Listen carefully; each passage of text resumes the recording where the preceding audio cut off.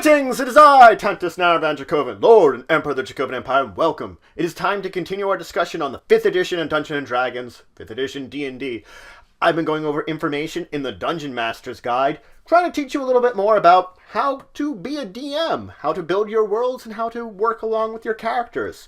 So let's move on to some more information today. I want to cover factions, and first off, languages, because these are both important things in your world setting. Languages. Now, how is this important? Well, in the book, it provides a list of default languages that you can use for any of your world settings, and you could keep it just the same.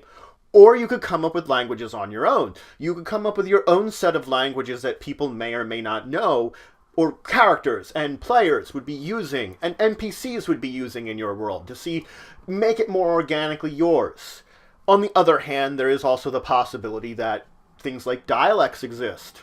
Dialects would be that one region might have a slightly different language than another one, and you could consider that this might cause trouble with communications between two different places, even problems with diplomacy, because yes, maybe they do speak the same language, but the little differences in the way they speak it or the way that they express it makes a difference. Now, many common languages or widespread languages will have ancient or archaic versions of them. And if you have players that are adventurers that are traveling to tombs or ancient ruins, they could encounter it. That's another version of a language they could encounter. You have to think, is that going to exist, and how the language itself evolved over time. On the other hand, when you're building factions and organizations, which I'll talk about in a second, some of them might have secret languages, similar to the Druidic language or Thieves' Cant. There might be other secret languages you want to have out there. That's up to you if you want to develop these, and you don't really have to make the language you have yourself.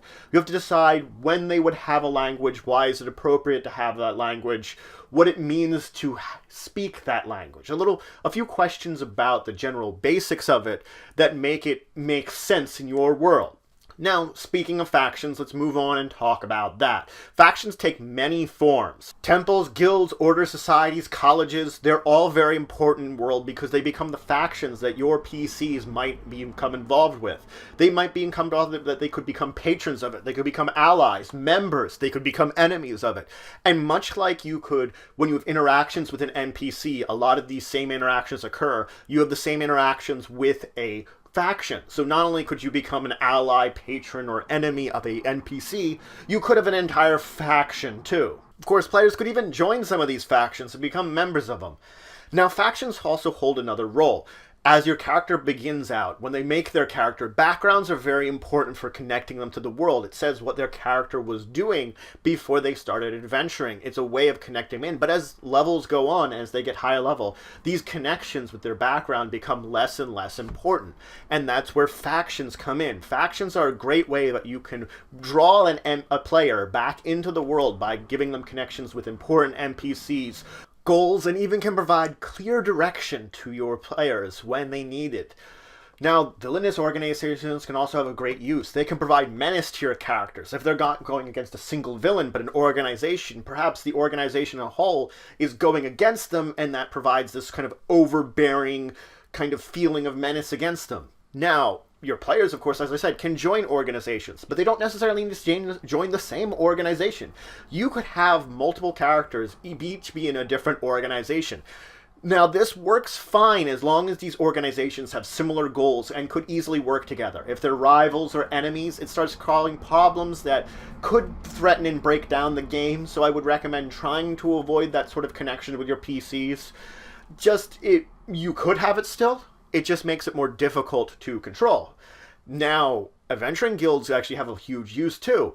Players get goals with gold, treasure, and experience, but adventuring guilds can actually provide other types of goals and other types of rewards that are based upon whatever kind of mission they're going on that might be more interesting to them. It could provide a little bit more of a storyline and a basis for, why would I want to go on this mission or this adventure? Now, of course, you can create your own factions when placing them in the world, and you can develop on your own. I would build factions that you know your PCs are going to want to interact with and that are going to draw them to it. And when you're building these, you're going to have to ask a couple of questions. What is their role in the world? What is the overall goal of the organization faction? You're going to ask, what is it all about? So not only what goals it is, what it's about. Who founded it? What kind of members does it typically have? And for those members, what kind of class or alignment would they normally have? If there is a typical class or alignment to the faction in and of itself. Once you have those basics, you do move into basics of more designing a guild. You should come up with a symbol and a motto. You should come up with any important NPCs that the players might interact with. What strongholds or locations do they have that the PCs might enter into? What is the context that your players will interact with the faction? And if they do missions for the factions or join them, what kind of missions will it be? Or what kind of rewards will they be given? All these details will help you fill out what your faction is, because the point of the faction is not to have it just exist in your world. It's more to have it exist and have your players interact with it, with the PCs do something and revolving around it. That is the point of developing the faction.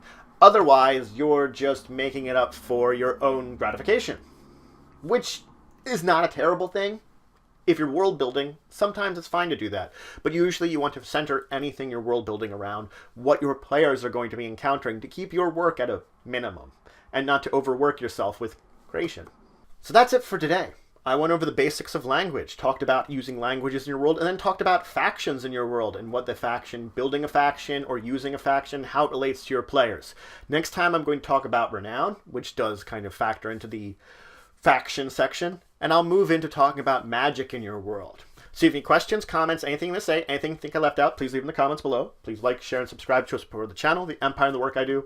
And until the next time, I bid you farewell.